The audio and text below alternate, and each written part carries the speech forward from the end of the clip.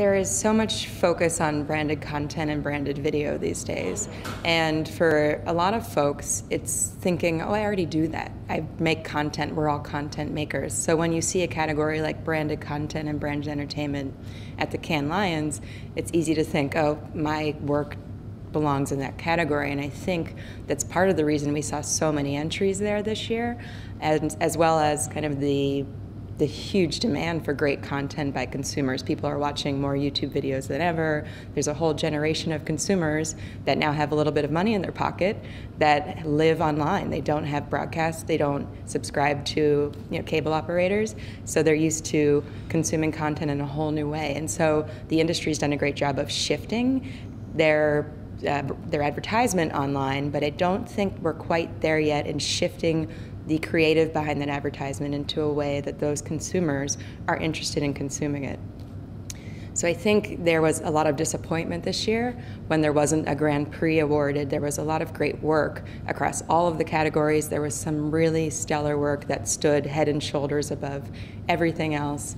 And for branded entertainment, there wasn't that piece that really had a great narrative that started to change the conversation in the economy or in society, in different regions, that really looks at issues that people care about.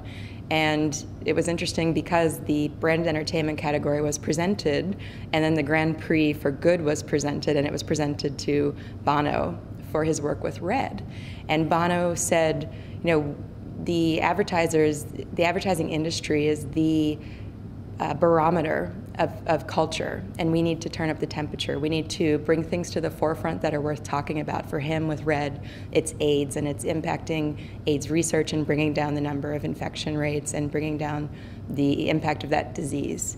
And I think there's that same opportunity in advertising, which sounds really bizarre because everybody thinks advertising is the great evil. We're trying to pitch products and we're trying to sell our wares.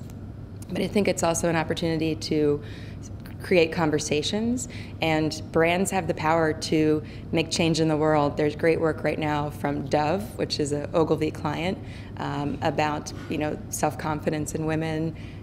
Always just did a great single video about throwing like a girl, behaving like a girl, and what that really means, and redefining that term in the cultural lexicon.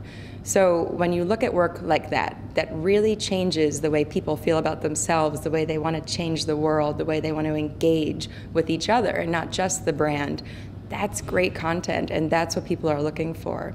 So creatives need to think about that and not just think about, how am I going to put this product at the center of content? It's how am I going to authentically ingratiate this brand with an audience that wants to change the world, that wants to invite this brand to be part of content that they're seeking out because they know how to navigate through the pre-rolls and the pop-ups, the things that get in the way of what they're really trying to do.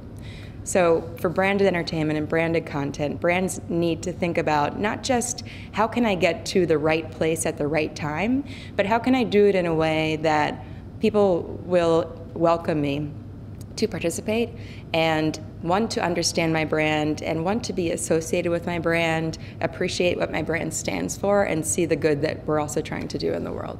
At Ogilvy, I think it's fantastic to be in a place that has such a great, strong messaging from our founder. And David Ogilvy was always about research and about treating the consumer as an equal, thinking about what's of value to them, where do they want to be spending their time. So a lot of Ogilvy's original pieces that were kind of the original advertorial were about educating people about products, about culture, about things that were happening in the world. And that we're talking about the 1960s, the 1970s. It's pretty incredible. A lot of it was also entertainment, so it's not just utility, but there's still value to the consumer. It's not just pitching a bar of soap. So I think being in a place that was born out of those ideas makes it much easier to think about things in a way that's of value to the global society. So we work under this creative umbrella of the big ideal, And the big ideal is the brand's best self. It's what does the brand stand for at the end of the day. It's not what's the brand's latest product.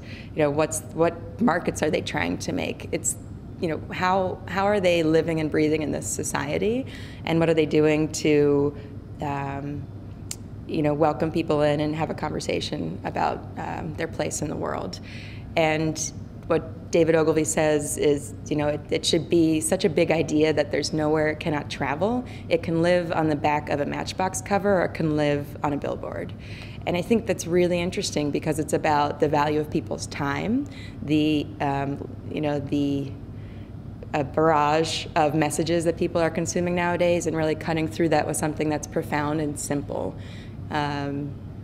So it's fun to work in that space where our account folks are coming up with those big ideals, and then at Ogilvy Entertainment we think about how to bring that to life through content, and often that's video content. It can also be events, thought leadership, properties.